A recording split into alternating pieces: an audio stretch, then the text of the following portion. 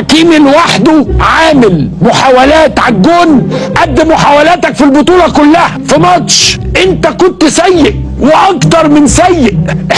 احنا ليه باد لوزرز؟ احنا باد لوزرز. انت لو تشوف شكلنا في الملعب بعد الماتش، يا عم روح سلم على الناس واحضنه وهارد لك وبتاع. برضه طالع يشاور للجماهير المغربيه ويعمل لهم حركات بعد الخساره من الفرقه النيجيريه. يا ابني حرام عليك، يا ابني حرام عليك. مفيش مدرب كل لقاء بيعمل اللي انت عمال بتعمله ده. حتى لو الجمهور استفزك يا حبيبي، الجمهور ده انا بقول لك حتى لو الجمهور استفزك، ده انا بجيب لك للاخر. حتى لو انت مش قادر يا ابني، مفيش مدرب بيعمل عقله بعقل الجماهير ويركز مع كل كلمه وكل حركه وكل شويه يشاور لهم ويعمل لهم وحركات واشارات واستفزازات. ويا كابتن حسام ويا كابتن ابراهيم، يا كابتن حسام انت مش لعيب كوره يا كابتن. يا كابتن حسام انت مدرب منتخب مصر، الكل بيساندك واحنا بنساندك ومعاك. بلاش يا كابتن حسام الانفعالات اللي ملهاش اي 30 لازمه. يا كابتن حسام انت كسبت ماتش بنين، ليه سايب الدكه ورايح للجمهور ورا وعمال تروح وتعمل لهم كده؟ ولا حتى لو في مجموعه يا كابتن حسام شجعت بنين. انا عايزك تشوف اللحظه اللي اتقال فيها اسم حسام حسن في مدرجات محمد الخامس، الجمهور كله صفر وعمل ازاي، وبعدها تشوف وقت تشكيل نيجيريا الجمهور عمل ايه.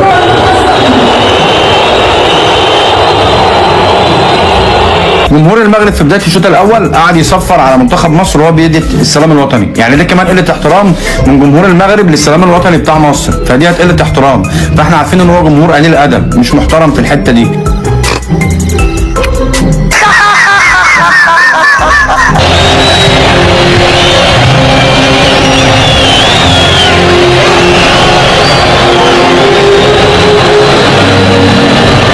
المهم بالنسبه للناس اللي يلا بداو كيتفرجوا في الكره هذه في 2006 في الجروبات الماتش ديال المغرب ومصر في كوب دافريك، ها هو الجمهور المصري كيصفر على النشيد الوطني من امام فندق الناموس اللي ما فيهوش ناموس.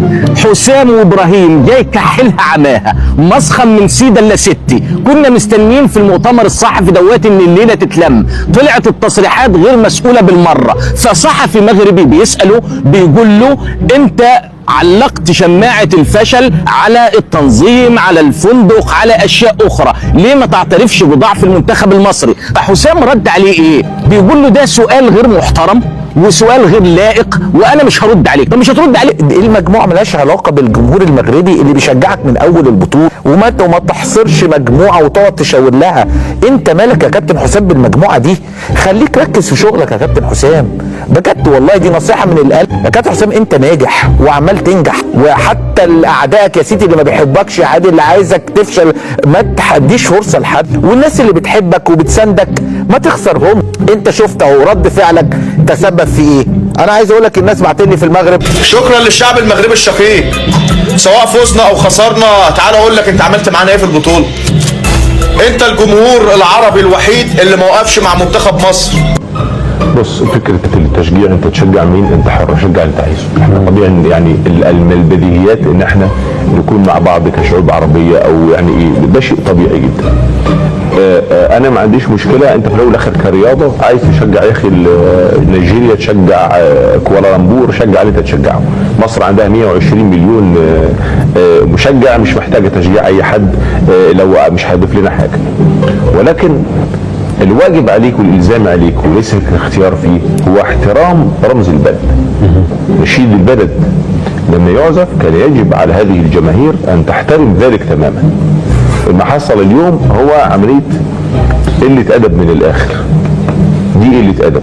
كابتن حسام، حبيت نقول لك اكيد نتائج ان شاء الله جيده، وان شاء الله المشوار افضل للمنتخب المصري في مناسبات قادمه، ولكن سؤالي الا تعتقد بان تصريحاتك السابقه وتصرفاتك في المباريات الماضيه هي سبب اساسي وحقيقي في تشجيع جانب كبير من الجماهير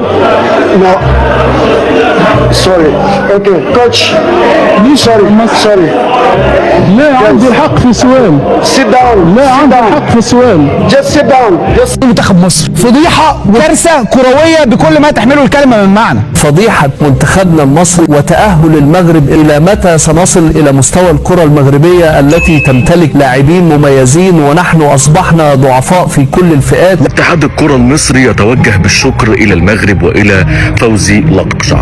اتحاد الكرة المصري بيصلح التصريحات اللي أدلى بيها كابتن حسام حسن مدرب منتخب مصر، اللي وجهة نظر الكثيرين ما كانتش في محلها أبدا، لأنه مش هنتكلم على تفاصيلها، احنا اتكلمنا على تفاصيلها خلاص وكل الناس شافت، ولكن اتحاد الكرة المصري تصرف بوعي وتعامل بشكل واعي جدا ان هو يوجه الشكر للمغرب على حسن الاستقبال وعلى الضيافة وعلى الكلام الجميل اللي شفناه من المغرب ومن الجمهور المغربي على صعيد كل حاجة. حتى محمد صلاح اشاد بالمغرب واشاد بالتنظيم، فهي رسالة مهمة جدا من اتحاد الكرة المصري لإصلاح اي تصريح خرج من اي حد، وشيء مهم جدا الحفاظ دايما على العلاقات المغربية المصرية، لانه بلدين شقيقين واستضافونا بشكل كويس، وكل من له علاقة بمنتخب مصر اشاد بالاستقبال المغربي للمصريين. انك تحصل انت عندك، انا ممكن اشوف ان في دوافع ممكن بسبب تصريحات حسام حسن هم حبوا يردوا عليه. حسام حسن ماهوش مصر، ماهوش الدولة المصرية، فعايز تعكس ان انت كان جمهور كويس جدا كان تخلي تكون في منع عن الكلام ده كله. لكن اللي حصل النهارده، وانا قلت النهارده قبل ما اجي على طول على الانستجرام الكلام ده، انا بكره هشجع السنغال. شكرا يا سيدي، وانا ما تلمنيش، انا حر زي ما انت شجعت النهارده، بس انا مش هشجع السنغال عشان انت شجعت نيجيريا. لكن تسيء الى بلدي بشكل انا يعني سلبت مني حتى فكره او احتماليه ان انا ممكن اشجعك كبلد عربي. لا شكرا، مش هشجعك، ممكن اشجع السنغال. عايزه اقول انه كل التوفيق والامنيات بالفوز للمنتخب المغربي العربي الشقيق. انا بسمة وهبة، انا بحب الجمهور المغربي بالزاف. انا بسمة وهبة بحب الجمهور المغربي بالزاف، وهم بيحبوني وانا عارفة غلاوتي عندهم.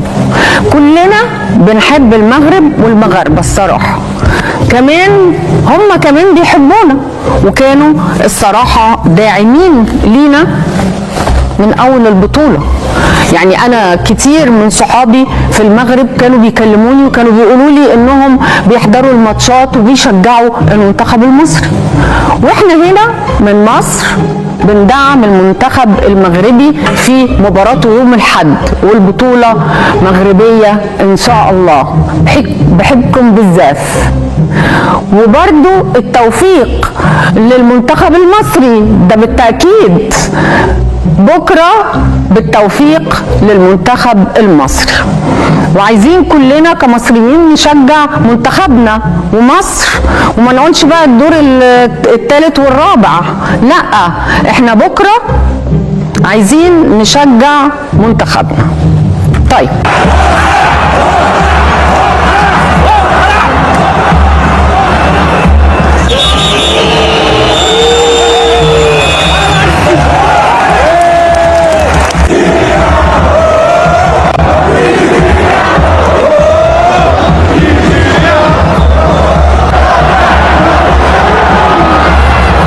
السلام عليكم ورحمة الله تعالى وبركاته.